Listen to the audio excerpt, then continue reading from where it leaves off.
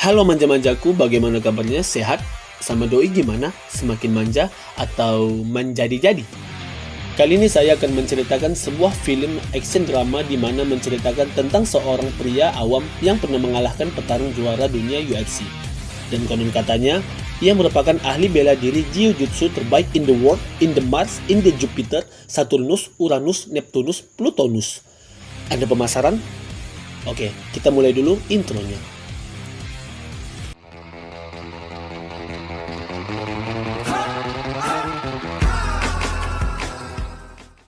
Scene awal diperlihatkan seorang pria yang bernama Taco yang sedang diwawancarai mengenai sahabatnya Mike Kelly, seorang ahli bela diri Jiu-Jitsu yang konon katanya pernah mengalahkan juara dunia UFC bernama Marco Bland.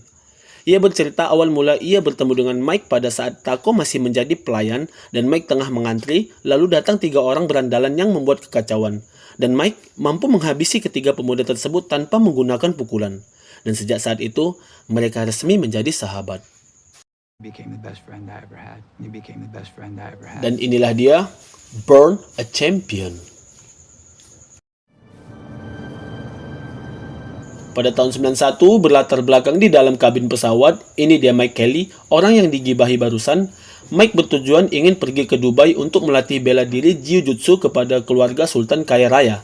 Dan pada saat itu, ia bertemu dengan seorang wanita berambut blonde bernama Layla.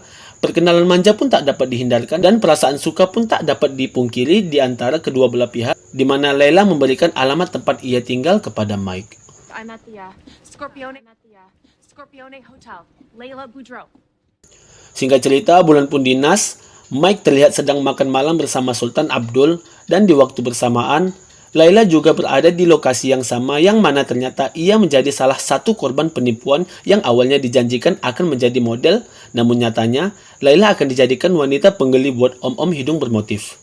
Dan di saat Mike menghampiri Layla, tak lama datang seorang pria dengan 2 orang bodyguardnya yang bernama Dimitris. Ternyata beliaulah orang yang mengundang Layla datang ke Dubai untuk dijadikan model padahal tidak. Dan saat ia melihat Mike, Dimitris mengintimidasi Mike dengan mengatakan pengasuh guk-guk. Namun Mike tak bergeming dan kembali ke tempat duduknya. Namun pada saat Sultan Abdul bercerita bahwa Dimitris adalah seorang mafia yang mengincar gadis-gadis luar buat dijadikan wanita penggeli dan memiliki seorang bodyguard yang katanya pernah membunuh 8 orang dengan tangan kosong. Mendengar hal itu, Mike lalu menghampiri bodyguard Dimitris yang sedang ke kamar mandi untuk mengganti pembalut. Dan setelah dari situ, ia kembali menghampiri Layla untuk mengajaknya pergi dari lokasi tersebut. Dimitris yang awalnya songong pun terdiam saat mengetahui bahwa bodyguard kebanggaannya pun telah dihabisi oleh Mike. Dan yang lebih salutnya lagi, Mike memohon kepada Sultan Abdul untuk menyediakan tiket pulang ke Amerika buat Layla tanpa memikirkan berapa biaya swab dan antigennya. Sultan Abdul pun memenuhi permintaan Mike dalam hitungan detik.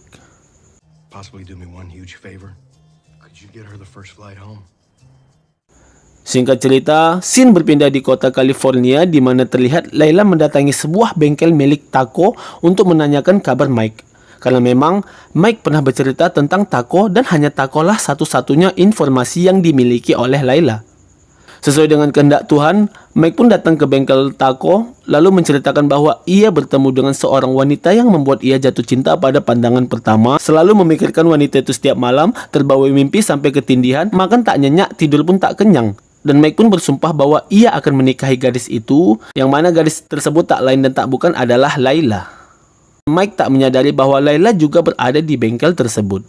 Dan tak beda jauh dengan wanita Indonesia, Layla pun terharu dan meneteskan mata air ketika mendengar kata-kata manja yang terlontar dari mulut buaya Mike. Dan semenjak saat itu, Mike dan Layla menjadi dekat sampai akhirnya mereka memutuskan untuk menikah. Berlatar belakang di sebuah bengkel milik Taco tanpa ada tamu undangan, dekorasi, biduan koplo apalagi rendang. Nyatanya pernikahan mereka berjalan lancar dengan Taco yang menjadi pendetanya. Dan Taco pun memberikan mereka sebuah mobil klasik jenis Volkswagen sebagai kado pernikahan mereka.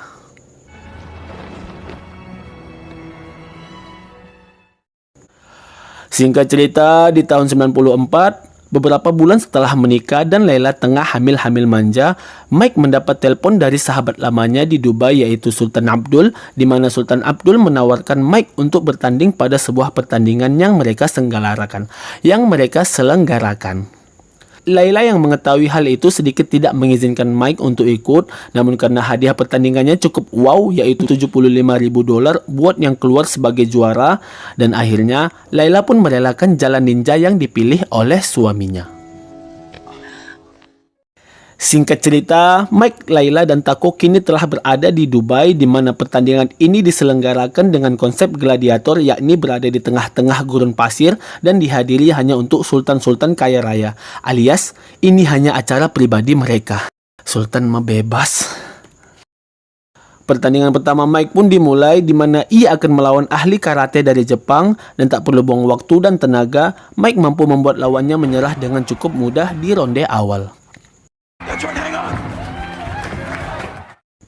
Di pertandingan kedua, Mike berjumpa dengan lawannya yang memiliki postur besar dan hitam, namun postur bukanlah menjadi tolak ukur dari kemenangan, di mana Mike mampu melumpuhkan lawannya dengan mengunci bagian temboloknya. Dan tibalah waktu final, yang mana Mike akan bertanding melawan ahli bela diri campuran dari Brazil yang bernama Marco Blen. Mimpi buruk pengalaman pahit yang harus dirasakan oleh Mike tatkala di mana Marco Blen mencuri pukulan saat Mike memberi salam kepadanya.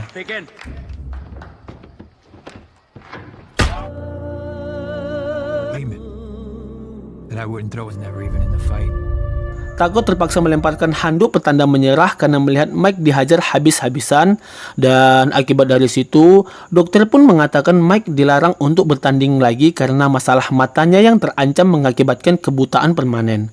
Karena dikhawatirkan apabila matanya rusak, maka mata pencahariannya pun juga ikut rusak.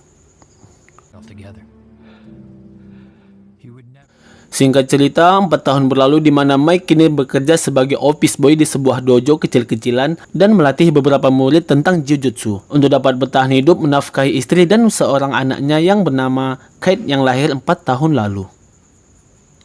Dan malamnya, Mike juga bekerja sebagai tim keamanan pada sebuah klub malam buat tambah-tambahan uang paket dan ansuran BPJS, dan pada saat itu terjadi keributan yang dilakukan oleh para pengunjung dan Mike mencoba untuk memberikan teguran kepada mereka, namun apa yang terjadi, salah satu pengunjung malah memukul Mike di bagian matanya yang membuat Mike mau tak mau harus melumpuhkan mereka semua. Hal tersebut diketahui oleh Laila, istrinya, di mana Laila marah-marah dan berkata seharusnya kamu tak perlu bekerja di sana, Mas. Adik sudah merasa cukup kok. Namun, Mike berjanji kepada Laila bahwa ini semua tidak akan terulang kembali. Dikarenakan Laila yang terus mengomel-ngomel macam cewek, Mike lebih memilih untuk pergi menenangkan diri dan curhat ke rumah Taco. Dan setelah panjang lebar curhat kepada Taco, tak lama datanglah Laila dan segera meminta maaf kepada Mike. No egois, no merasa paling benar, dan selalu mengerti perasaan pasangan kita. Itulah namanya suami istri. Singkat cerita, di saat sedang membersihkan ruangan, ia melihat majalah yang memberitakan bahwa Marco Blen kini telah menjadi juara dunia UFC. Dan di saat ingin pulang, Mike dihampiri 3 orang murid dari Michael, pelatih bela diri taekwondo, yang mana mereka berniat ingin tahu lebih dalam tentang bela diri jiu-jitsu dan meminta Mike untuk menunjukkan beberapa gerakan dasar. Namun, apa yang terjadi di saat Michael melihat Mike sedang memberikan pelajaran kepada murid-muridnya, Michael merasa tersinggung, tak terima, dan sampai meremehkan bela diri jiu-jitsu tersebut. Bahkan Michael sampai-sampai mengajak Mike untuk sparring di depan murid-muridnya dengan maksud ingin menunjukkan betapa hebatnya dia dan aliran bela dirinya. Mendengar hal itu, Mike hanya diam dan tak merespon ajakan tersebut, lalu menyuruh ketiga murid itu untuk segera pulang.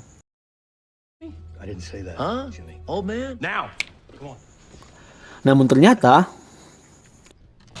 ya, setelah menyuruh murid itu untuk pulang dan kemudian mengunci pintu, Mike ternyata memenuhi ajakan sparring dari Michael, lalu mengatakan, aku akan menjatuhkanmu dengan cara yang sama, mengunci lehermu dengan cara yang sama, semua itu kulakukan tanpa ada kebetulan dan kau tidak akan bisa melepaskannya.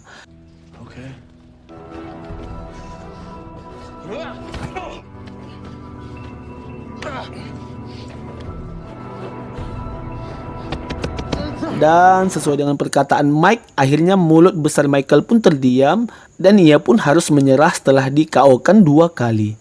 epic comeback gak tuh?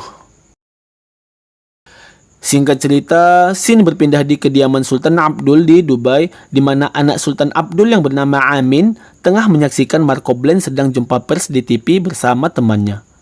Teman Amin yang sangat mengidolakan Marco tak terima di saat Amin mengatakan bahwa Marco adalah petarung pengecut, lalu Amin menunjukkan video DVD rekaman saat Marco bertanding dengan Mike dahulu, di mana temannya tak menyangka dengan apa yang ia lihat, lantas ia pun menyebarkan rekaman tersebut di jejaring sosial, dan tak disangka video tersebut viral dan langsung menyebar sampai ke Lambe Turah dan grup perwiritan bapak-bapak komplek. Kemudian scene berpindah, ini Pete, seorang atlet olimpiade sekaligus sahabat lama Mike, kedatangan Pete ke dojo tersebut untuk menawarkan Mike buat melatih murid-murid di sasana yang Pete miliki, dan hal itu diketahui oleh Layla, dan ya, Mike harus kembali curhat kepada Taco setelah mereka berdebat, dan tak lama kemudian Layla datang menemui Mike untuk meminta maaf. Singkat cerita, Mike kini telah menjadi pelatih jiu-jitsu di sasana milik Pete sampai hari di mana Mike mengetahui rekaman video itu viral.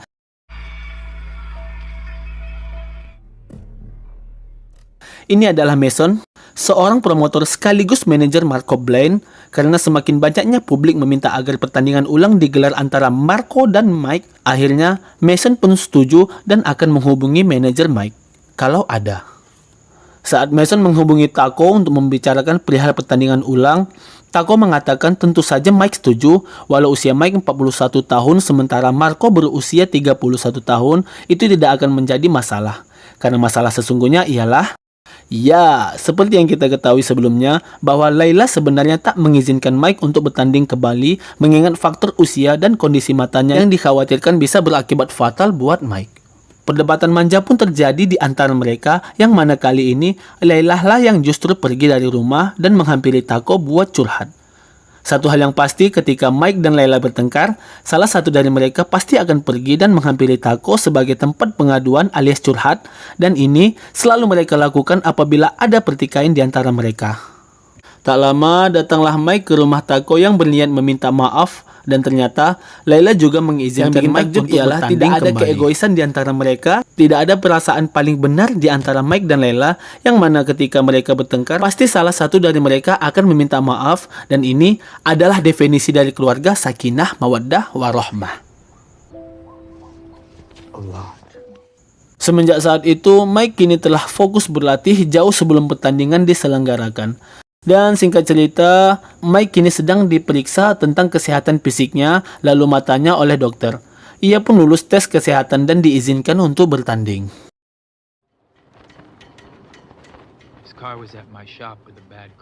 Setelah selesai diperiksa, Layla yang berniat ingin menjemput Mike dari rumah sakit, namun takdir malah berkata lain. Layla lah yang malah dijemput untuk menghadap Sang Maha Kuasa, di mana Layla mengalami kecelakaan mobil dan meninggal pada saat itu juga.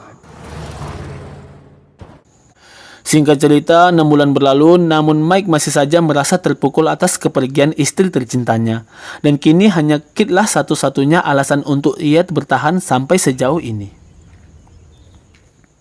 Keesokan harinya, ketika Mike sedang berlatih, ia mendapat telepon dari teman lamanya di Dubai, Sultan Abdul, di mana Sultan Abdul menginfokan jadwal pertandingan mereka akan diselenggarakan seminggu kemudian. Tak ingin berlarut-larut dalam kesedihan, Mike pun setuju dengan tawaran tersebut.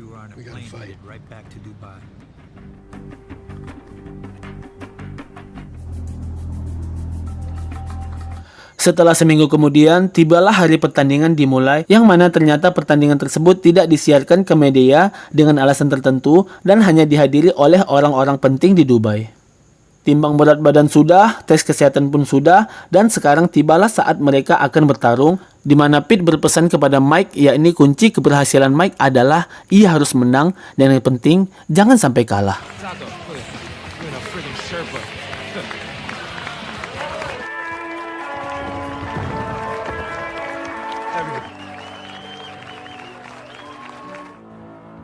You know the rules. Obey me and begin. Ronde pertama dimulai di mana Mike mampu menjatuhkan Marco lalu menguncinya. Di saat terdesak dan hampir kalah, Marco melakukan pelanggaran headbutt yang bisa dikatakan tidak terlalu fatal dan bisa diingatkan saja. Namun si wasit yang sudah disogok oleh Dimitris malah melerai mereka, yang mana kejadian ini sangat merugikan pihak Mike.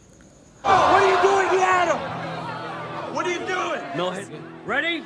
No, start him on the ground. Violation. You'll be disqualified. Pertandingan pun dilanjutkan di mana Marco kini mendominasi dengan memberikan pukulan-pukulan manjanya kepada Mike, dan di menit akhir Mike mampu memberikan perlawanan dengan mengunci leher Marco dengan selangkangannya. Namun sayang, bel berbunyi petanda ronde pertama habis. Di waktu istirahat, ternyata mata Mike kembali mengalami gangguan penglihatan akibat beberapa pukulan yang dilayangkan oleh Marco. Namun, alih-alih untuk menyerah, Mike justru tetap kekeh ingin bertanding dan berjanji akan mengalahkannya di ronde kedua ini. Layla's gonna be for left.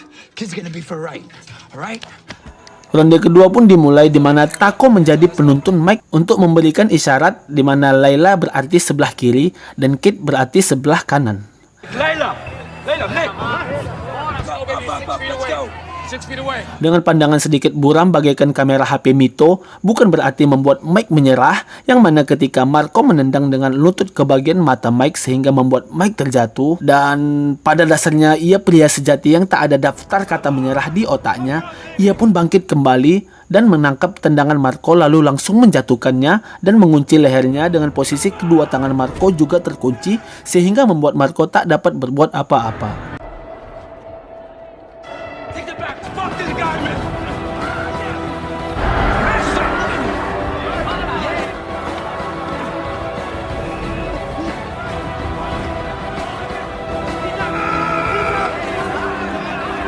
Sampai pada akhirnya, Mike memenangkan pertandingan ini dengan kemenangan KO. It's over! The winner is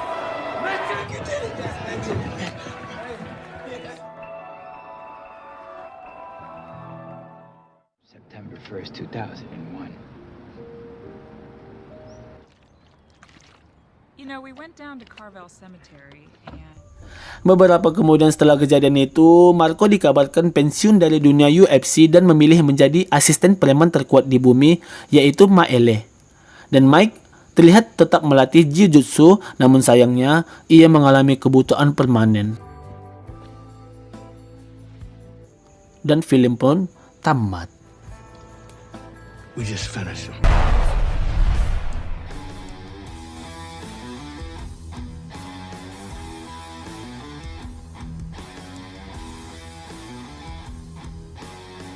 Secara keseluruhan film ini cukup bagus-bagus manja lah. Alurnya sederhana, aktingnya juga kerasa, yang buat kita senyum-senyum sendiri. Dan hikmah yang bisa kita ambil dari film ini ialah tetaplah berjuang sampai titik darah penghabisan, tapi ingat, jangan sampai buta. Saya War dan rekan-rekan manja saya pamit undur diri. Ariel Tatum pergi beli sepatu.